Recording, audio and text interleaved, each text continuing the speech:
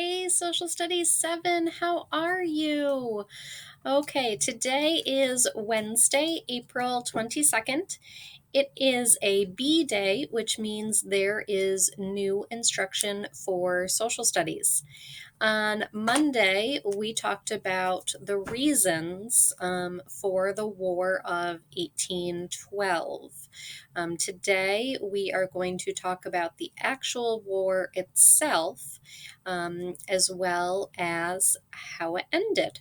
So let's go ahead and get started. So, the War of 1812.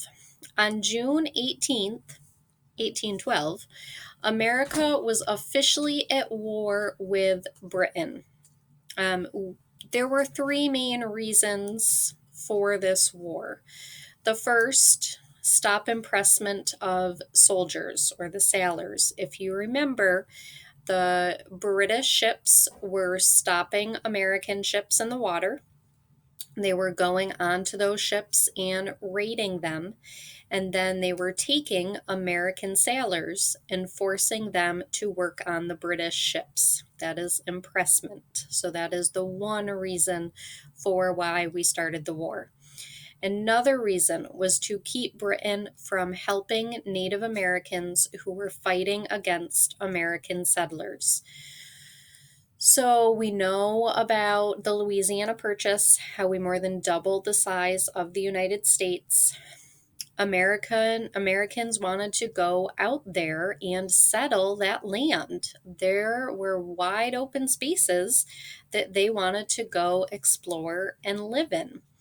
The problem with that is that Native Americans were there first. Unfortunately, settlers didn't quite care about that, so we were getting into conflicts with Native Americans.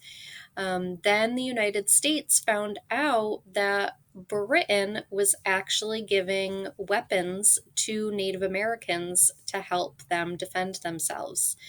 The third reason we went to war against Britain is because we wanted more land. I know, we had just gotten more land. However, we were hopeful to get the land north of the United States, which we now know as Canada. So we were trying to drive the British out of that land and take it over for ourselves. Okay, next slide. One of the biggest events of the war is the burning of the White House. And in August of 1814, the British troops attacked Washington, D.C., and they burned down the White House, they burned down the Capitol, and they also burned down other important buildings. Next one. Despite this not being a huge war in the grand scheme of our country, it only lasted 2 years from 1812 to 1814. This war gave us one of our biggest parts of our country, and that is the national anthem. So during the War of 1812, a lawyer by the name of Francis Scott Key was watching a battle between the British and Americans. I know, it seems crazy, but back then, one of the biggest things that people would do is they would go and sit on the sidelines and watch battles, watch war, kind of like we watch sporting events today. So this lawyer, Francis Scott Key, he went and watched this battle. And during the battle, he noticed that the American flag was still flying high over Fort McHenry in the Baltimore Harbor. And he was inspired by this and wrote a poem titled The Star Spangled Banner. The poem was later set to music and it became the nation's national anthem. Part of today's lesson, besides watching this video and going through these slides, is I want you listening to the national anthem. I want you really listening to those words that are part of it. And I want you to pick out one line that you can tell that the person who wrote it was watching a battle. Think about what types of things you would expect to hear or see during a battle and pick out one line that Francis Scott Key wrote. That is your last question in the Google form today. Okay, 2 more slides. So the end of the war, as I already said, the war only lasted from 1812 to 1814. In the end, no one won. The British didn't win, the Americans didn't win. Both countries were tired of fighting the war, so they agreed to end it. They ended it by signing the Treaty of Ghent, and it just pretty much stated the war is over, neither side gets to gain any more land, and things will just go back to how they were before the War of 1812.